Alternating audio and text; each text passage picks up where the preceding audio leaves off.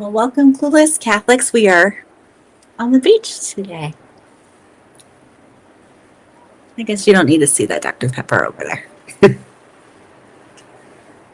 There we go. But you can see the beautiful waters today.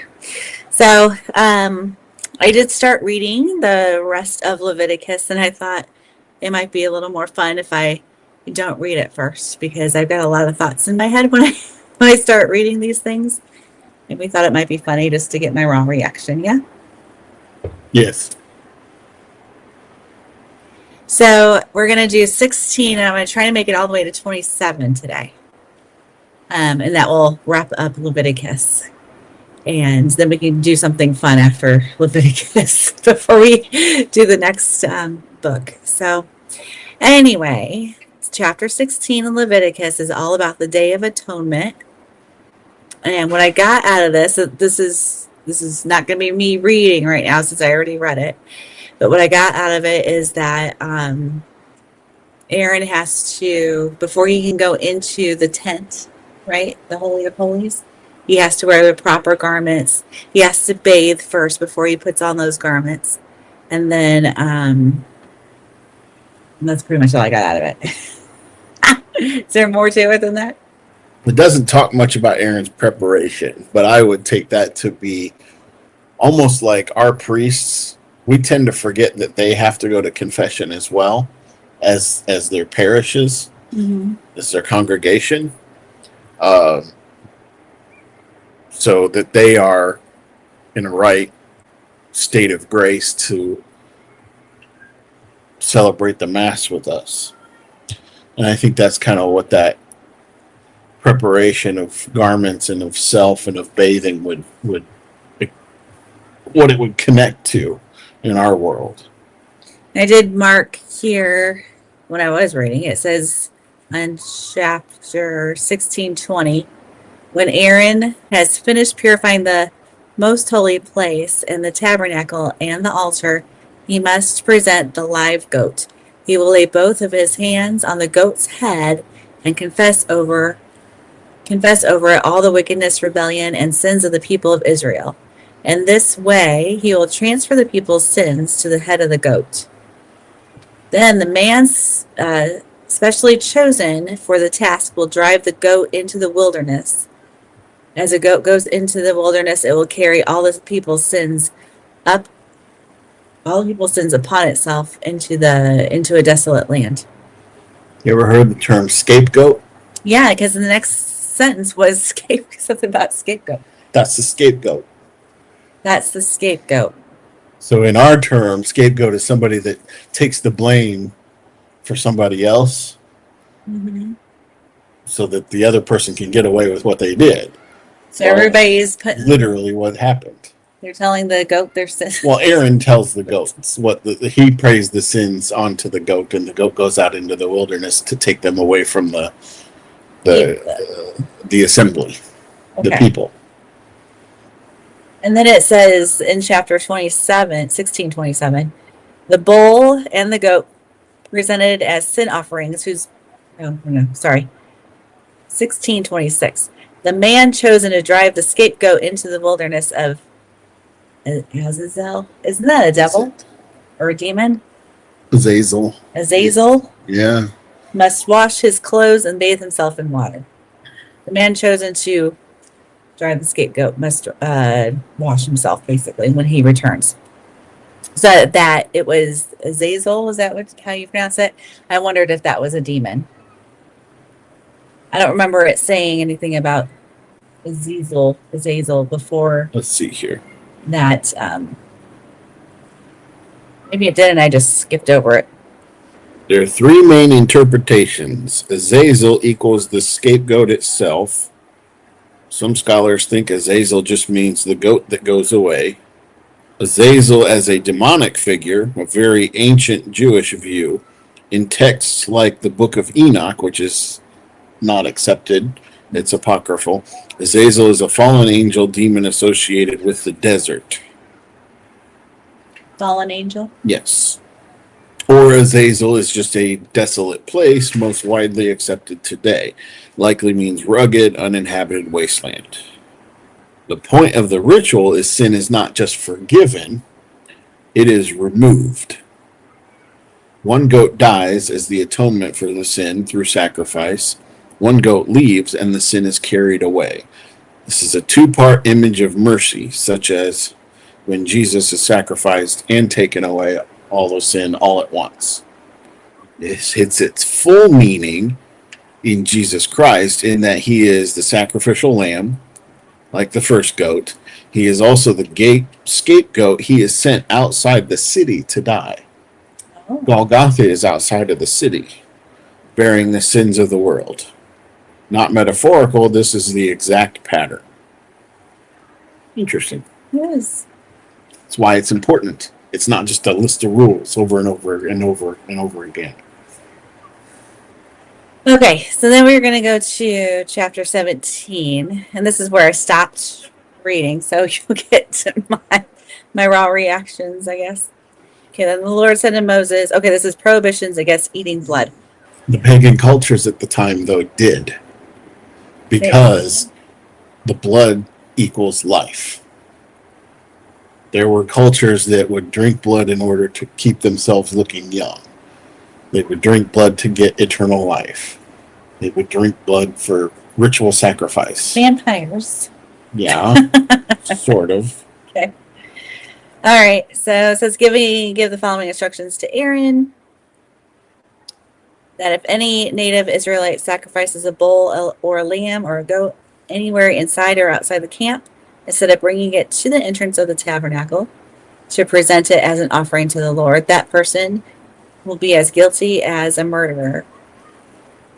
Such a person has shed blood and will be cut off from the community. The purpose of this rule is to stop the Israelites from sacrificing animals in the open fields.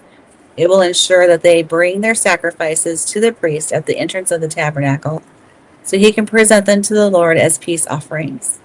Then the priest will be able to splatter the blood against the Lord's altar at the entrance of the tabernacle, and he will burn the fat as a pleasing aroma to the Lord. The people must no longer be unfaithful to the Lord by offering sacrifices to the goat idols. This is a permanent law for them to be observed from generation to generation. I don't even know what I just read.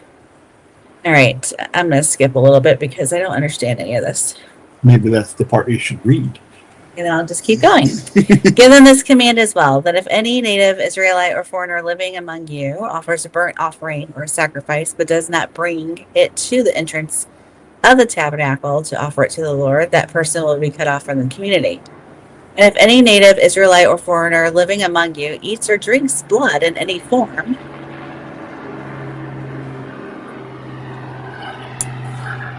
if any native Israelite or foreigner living among you eats or drinks blood in any form, I will turn against that person and cut him off from the community of your people. For the life of the body is in its blood.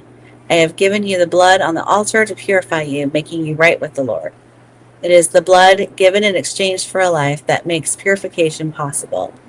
That is why I have said it to the people of Israel, you must never eat or drink blood, neither you nor the foreigners living among you. And if any native Israelite or foreigner living among you goes hunting and kills an animal or a bird that is approved for eating, you must drain its blood and cover it with earth. The life of every creature is in its blood. That is why I have said to the people of Israel, you must never eat or drink blood, for the life of any creature is in its blood. So whoever consumes blood will be cut off from the community. And if any native-born Israelites or foreigners eats the meat of an animal that died naturally or was torn up by wild animals, they must wash their clothes and bathe themselves in water. They will remain ceremonially unclean until evening, but then they will be clean. But if they do not wash their clothes and bathe themselves, they will be punished for their sin. Okay. What do you know about the context of the time?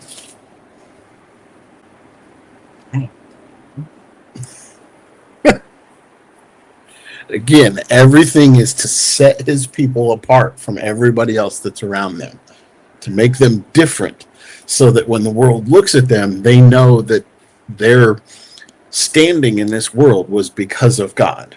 Yeah. Okay? So the first part of what you just read was what?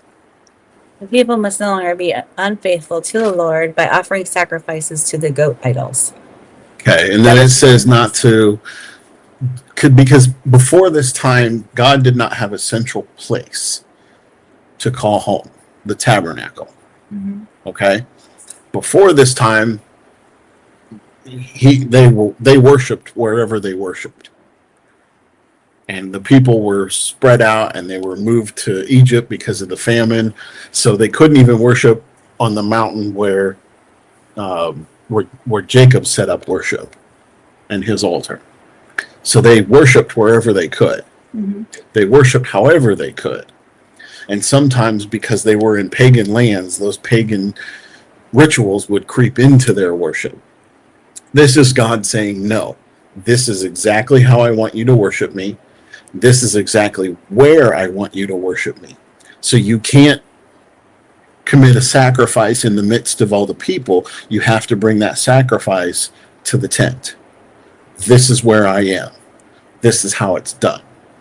You can't do your cereal offering, your grain offerings, however you used to do them on an altar, wherever you built an altar. You need to bring it to the tent. Yeah.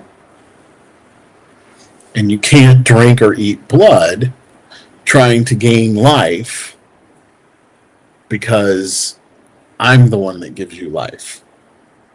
I see. So you bury that blood, and that's where kosher meat comes from. Kosher meat in our day and age is drained of all its blood. So they don't have any blood in the meat, and then they can eat it. So your rare steaks that you like, you're not supposed to really be eating those here. If I were Jewish, unless they were kosher, I would have to buy kosher meat. But I'm not Jewish. I'm not too worried about it. Okay. Got it? Sure. Don't eat or drink blood. That's Next time you teach. I can't teach. I don't know what I just read it. How do I teach something I just read? Mm-hmm. Forbidden sexual practices is next. We'll skip that part. Nope.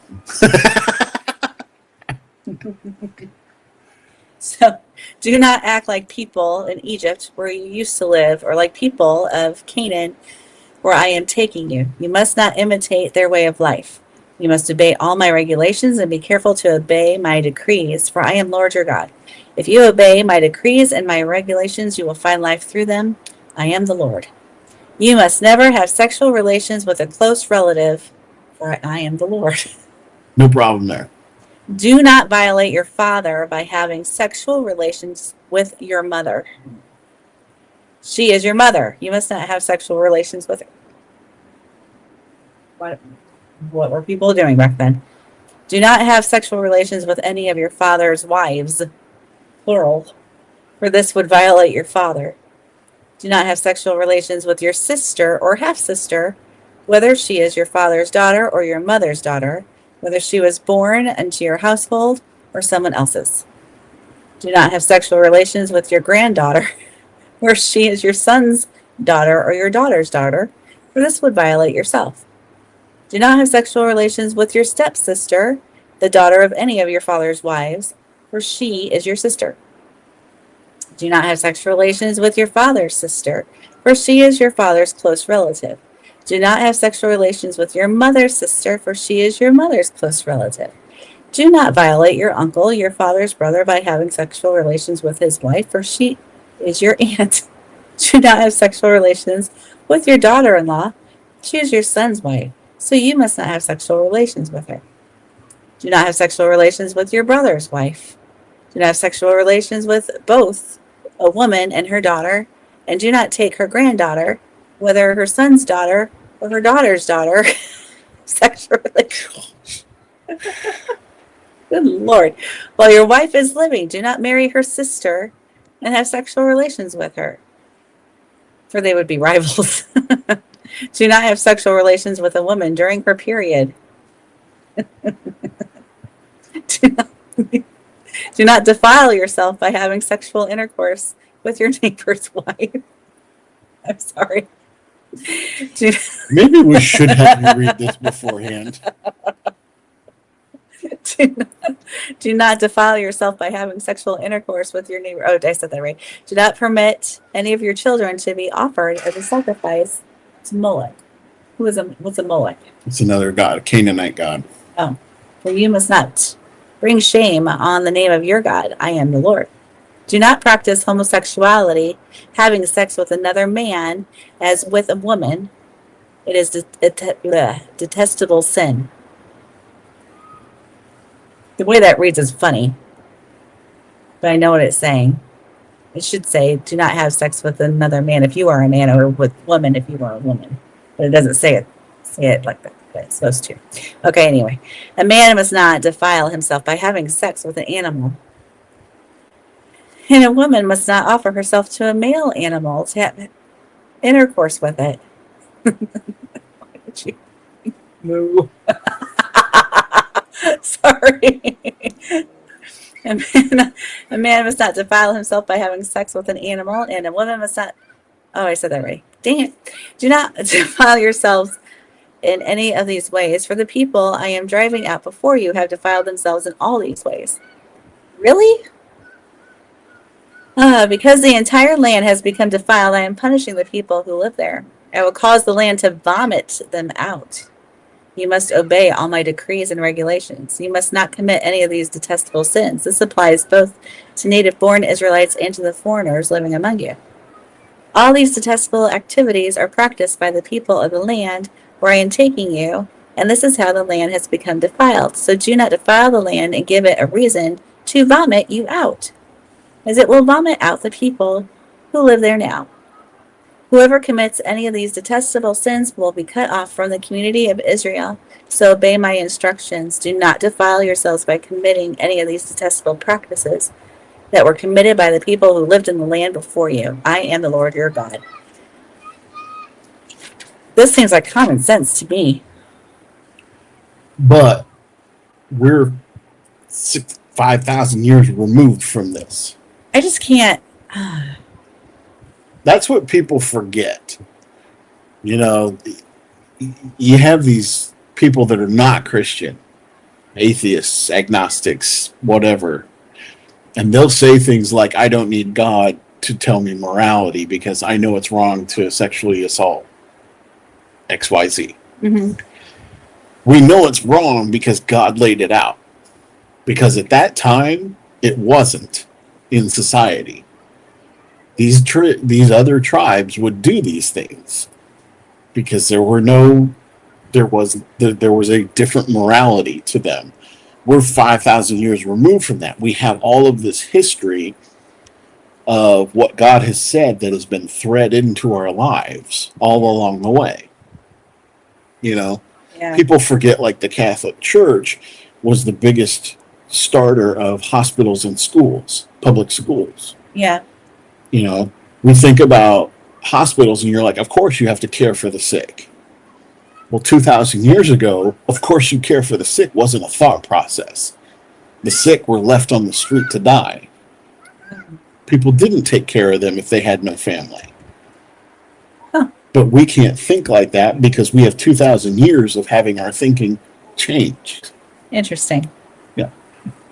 So it's just like that. There's 2,000 years or 4,000 years of having your thinking changed. So now all of these things are disgusting and immoral to us. Yeah, to us, but I'm just thinking that people still probably do these things. There are people that do. Those people are rare and few and far between.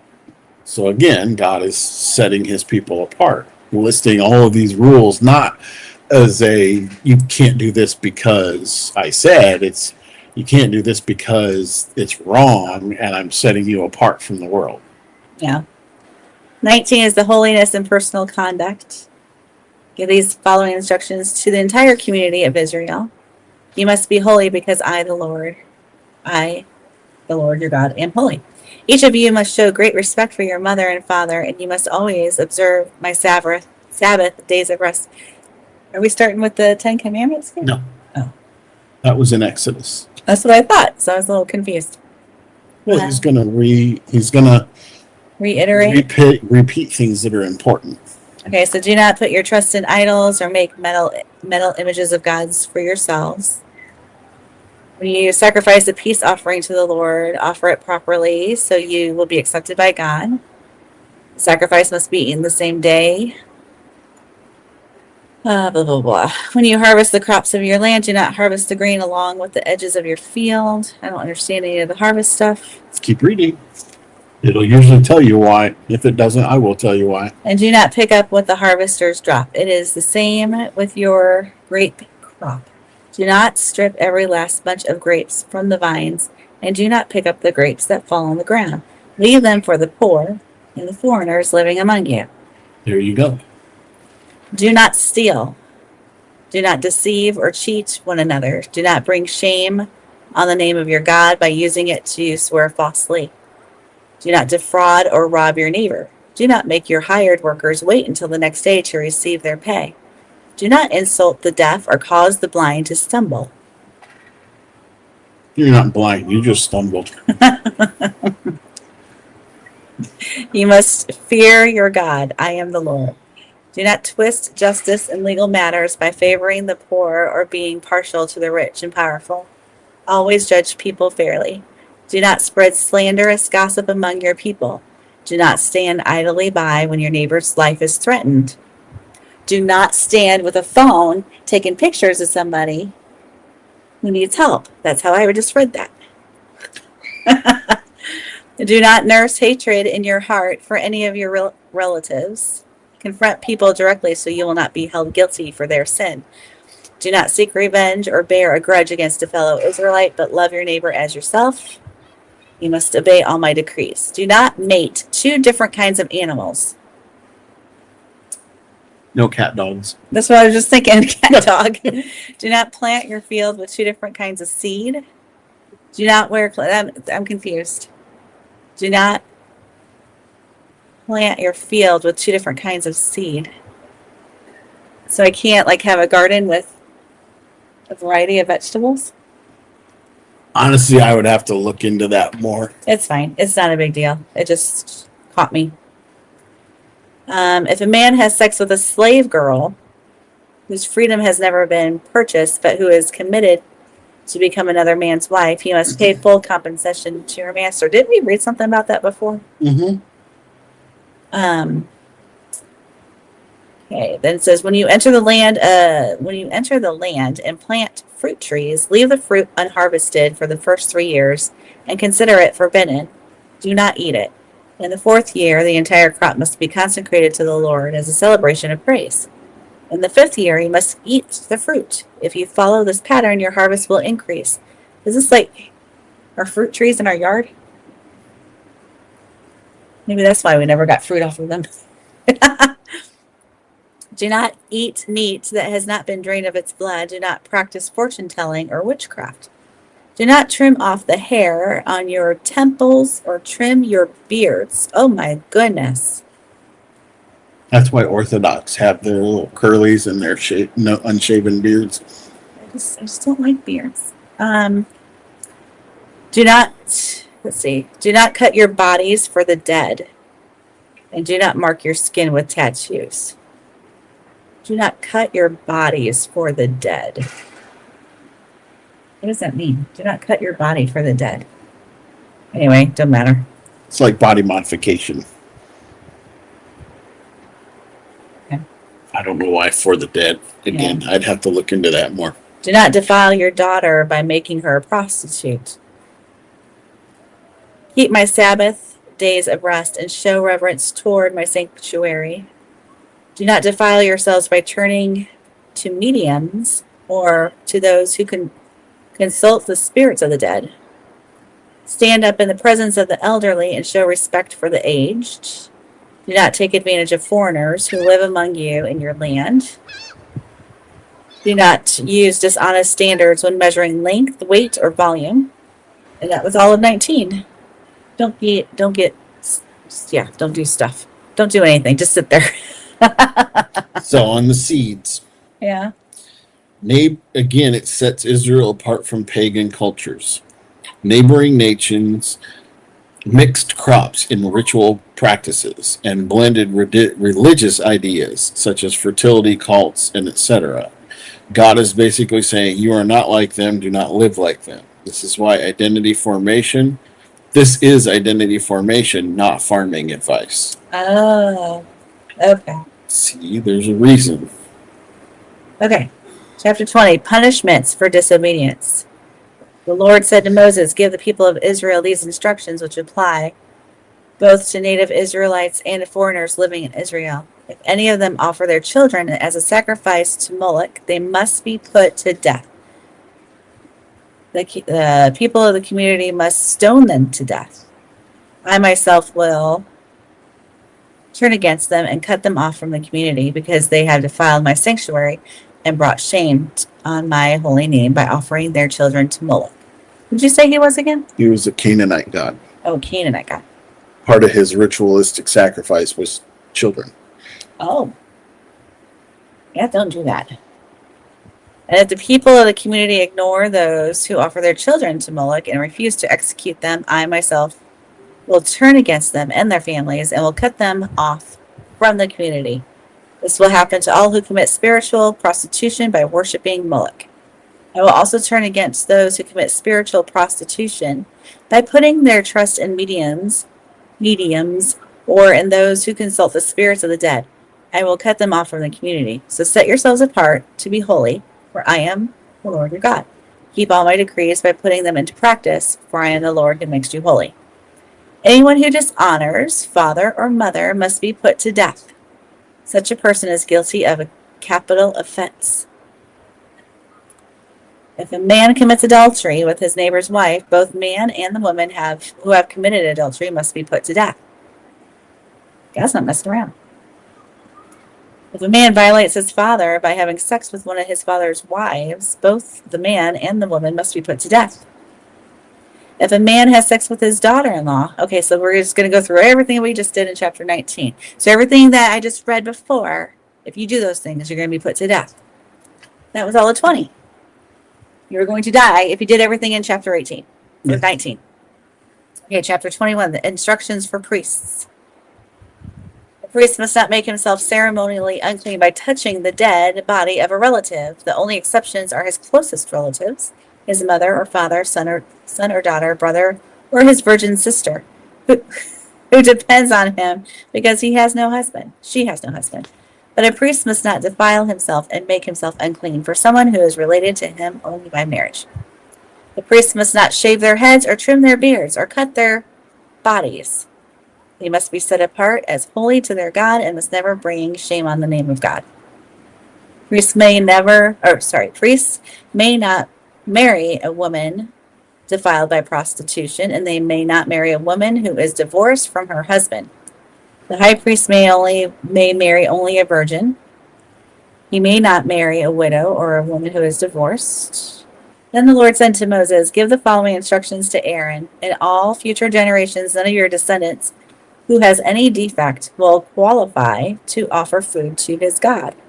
No one who has a defect qualifies, whether he is blind, lame, disfigured, deformed, or has a broken foot or arm, or is hunchbacked or dwarf, or has a defective eye, or skin sores, or scabs, or damaged testicles. Look at me, mine are fine. You may never eat. However, he may eat from the food offered to God. Why is that? Because they're hungry. They still need to be fed. What? No, why? Why do you think he has those rules for his priests? I don't know. Who becomes the high priest? Eventually. The highest priest in all of history. Oh, Jesus. Here we go. Jesus, again, all of this points to Christ. Yeah. The sacrifice must be pure, no blemishes, no defects. Therefore, the priests must be pure, no blemishes, no defects. Because they all point to Jesus, who is pure, with no blemishes and no defects. That makes sense. So those are the priest's instructions. And then 22, the Lord says to Moses, tell Aaron and his sons to be very careful with the sacred gifts that the Israelites set apart for me, so they do not bring shame on my holy name. If any of your descendants is ceremonially unclean when he approaches the sacred offerings that the people of Israel consecrate to the Lord, he must be cut off from my presence. If any of Aaron's descendants has a skin disease or any kind of discharge that makes him ceremonially unclean, he may not eat from the sacred offerings until he has been pronounced clean. I feel like we're just repeating. It's repeat, repeat, repeat. Well, it may be. I have a joke. Repeat and repeat and repeat. We're on a boat. Guy. All right. He may not eat from the sacred offerings until he has bathed himself in water. When the sun goes down on the side of the town, he will be ceremonially clean again and may eat from the sacred offerings, for this is his food. He may not eat an animal that has died a natural death or has been torn apart by wild animals, for this would defile him. I am the Lord. The priest must follow my instructions carefully, otherwise they will be punished for their sin and will die for violating my instructions. No one outside the priest's family may eat the sacred offerings. Even guests and hired workers in the priest's home are not allowed to eat them. However, if a priest buys a slave for himself, the slave may eat from the sacred offerings. And if the slaves have children, they may share his food. If a priest's daughter marries someone outside the priest's family, she may no longer eat the sacred offerings. But she becomes a widow or divorced, she has no children to support her, and she returns to live in her father's home, then she can eat again. Otherwise, she starves. Any such person who eats a sacred offering without realizing it must pay the priest for the amount eaten plus an additional 20%. Okay. Worthy and unworthy offerings. If you present a gift as a burnt offering to the Lord, whether it's to fulfill a vow or a voluntary offering, you'll be accepted only if your offering is a male animal with no defects. If you present a peace offering to the Lord from the herd or the flock, whether it is to fulfill a vow or as voluntary offering, you must offer a perfect animal, no defects. Okay. Then the Lord said to Moses, when a calf or lamb or goat is born, it must be left with its mother for 7 days. For the 8th day on, it will be acceptable as a special gift to the Lord. But you must not slaughter a mother animal and her offspring on the same day, whether from the herd or the flock. When you bring a thanksgiving offering to the Lord, sacrifice it properly so you will be accepted. Eat the entire sacrificial animal on the day it is presented. Do not leave any of it until the next morning. You must faithfully keep all my commands. Do not bring shame on my holy name. I am the Lord who makes you holy. It is I who rescued you from the land of Egypt, that I might be your God. I am the Lord. Period. Chapter 23. I don't know if I want to do chapter 23. I'm so bored right now. Still have 4 more to go. Maybe we should wait and save those for next week. Okay, we'll save those for next week. So don't do things that are stupid, lest you will die. But when the sun goes down on my side of town, a lonesome feeling comes to my door, and the whole world turns. That's not what you were saying. All right, until next time. I don't know if I got anything else out of those chapters. I'm bored again. Just don't have sexual activity that you're not supposed to. It's important. I know it's important. Why did you focus on the sexual activity? Because that was in 2 chapters. Don't do these things. And then again, don't do these things or you die. Someone just repeat them over and over again. Okay, so until next time. Bye.